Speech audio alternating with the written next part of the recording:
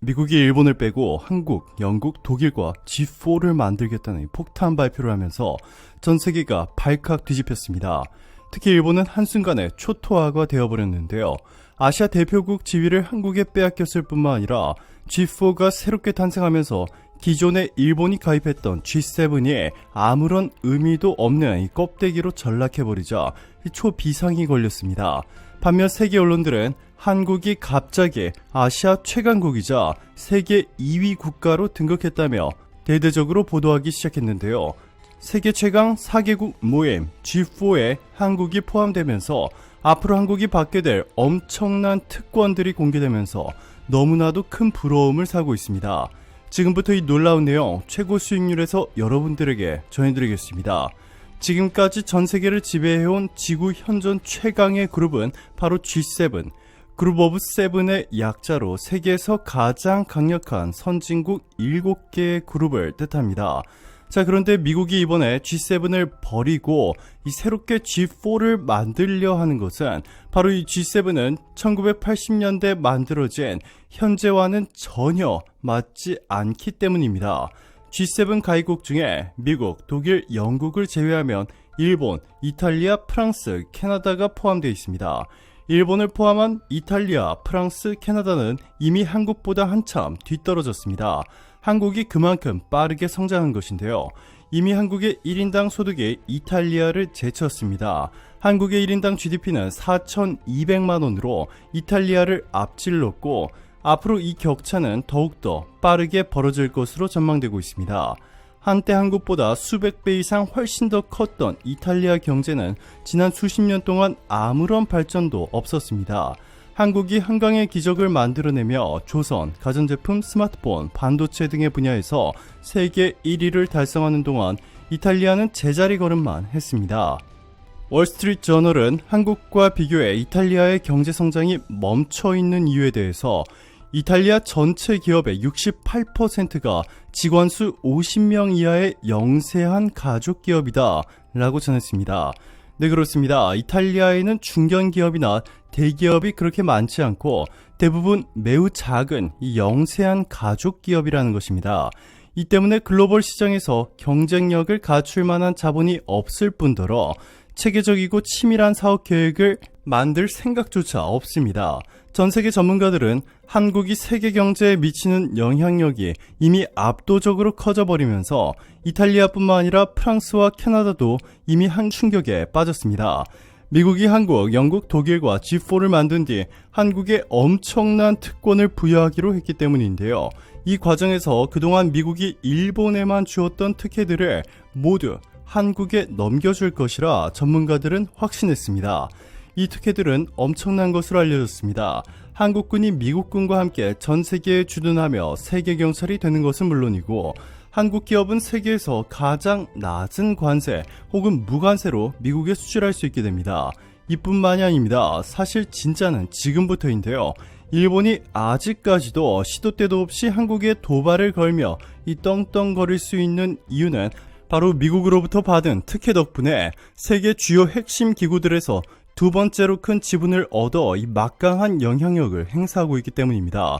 대표적인 예로 세계은행의 투표권을 보시면 미국이 16.65%로 압도적인 1위, 2위가 바로 일본입니다. 7.83%의 투표 행사권을 보유하고 있는데요.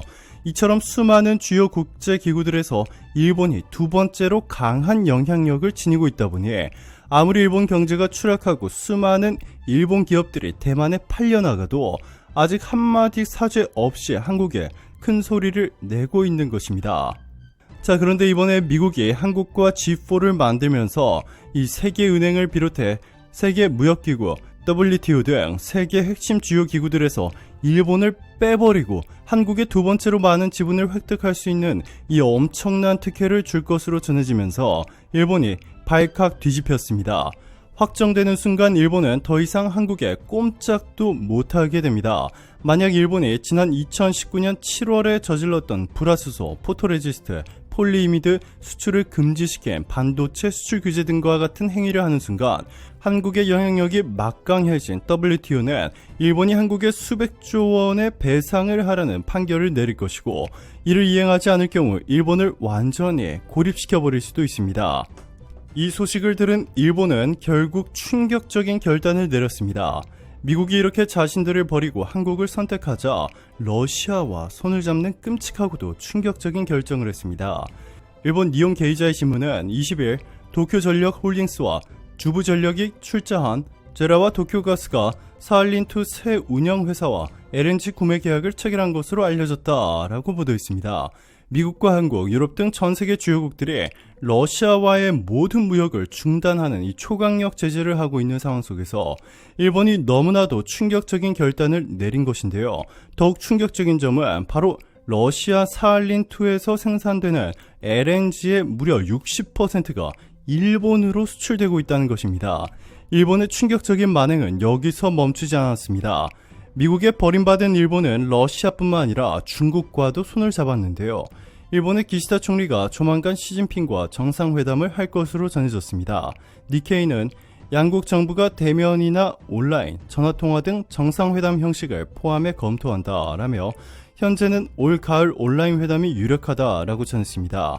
얼마 전 중국이 일본 해협에 무려 5발의 미사일을 쏘았는데 일본이 중국에 정상회담을 요청한 것은 말도 안 되는 일입니다. 전문가들은 미국에 버려진 일본이 중국과 손을 잡은 것이라고밖에 달리 해석할 수 없다라고 전했습니다.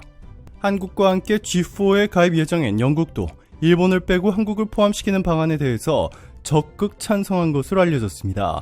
최근 영국 내부에서 엄청나게 큰 변화를 맞이했습니다. 존슨 총리가 전격 사퇴하면서 새로운 총리가 탄생하기 일보 직전인데요. 새로운 영국 총리가 다름 아닌 친한파의 일본을 매우 싫어하는 인사로 알려졌습니다.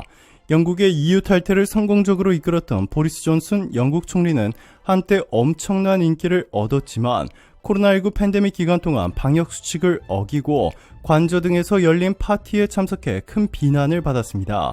이 보수당 재신임 투표에서 가까스로 살아남았으나 이 측근의 성추행 전력을 알고도 요직에 기용했다는 사실이 드러나자 장관들마저 등을 돌렸는데요. 영국의 차기 총리 최후 2인으로 남은 리즈 트러스 외무부 장관과 리시 스낵 전 재무부 장관, 놀랍게도 두 사람 모두 옥스퍼드 출신의 엘리트일 뿐만 아니라 모두 친한파인 동시에 일본을 매우 싫어하는 것으로 알려졌습니다. 영국이 유럽연합을 탈퇴한 뒤에 아시아 국가 중 일본이 아닌 한국과 최초로 FTA를 맺은 것도 강력한 차기 영국 총리 후보인 리즈 트러스 외무부 장관의 역할이 상당히 컸던 것으로 알려졌습니다. 여론조사에서 압도적인 우위로 대세론을 형성한 트러스가 영국 총리가 될 경우 이 군주제 폐지라는 엄청난 변화가 있을 것으로 알려졌습니다. 옥스포드 머튼 칼리지에서 철학, 정치, 경제학을 공부하면서 중도좌파 성향의 제3당인 자유민주당에 입당해 대마초 합법화, 군주제 폐지를 외쳐왔습니다.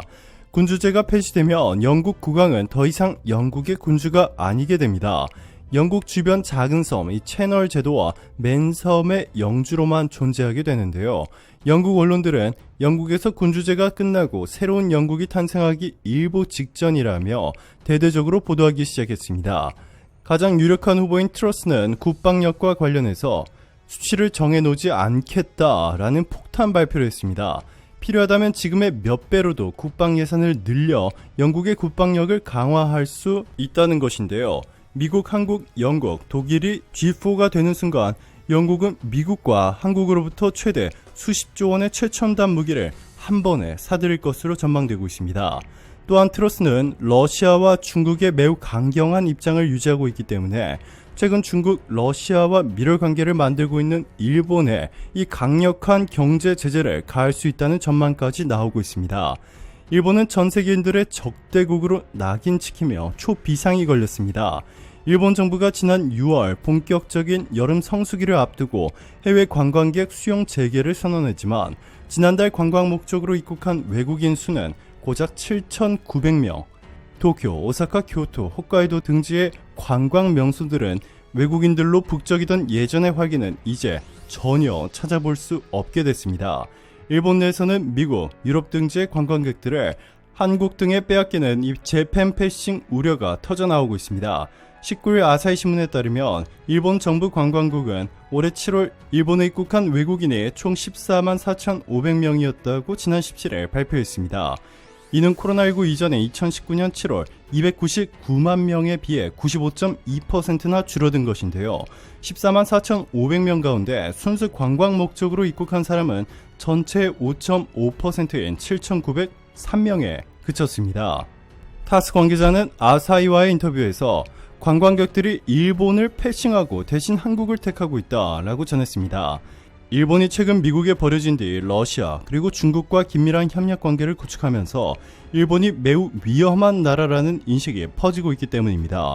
우크라이나에서 아직도 전쟁을 일으키고 있는 러시아 그리고 홍콩에 이어 대만까지 무력 침공하려는 중국과 손을 잡은 일본, 이러한 일본에 대해 해외 여행객들의 증오가 빠른 속도로 커지고 있는 것인데요.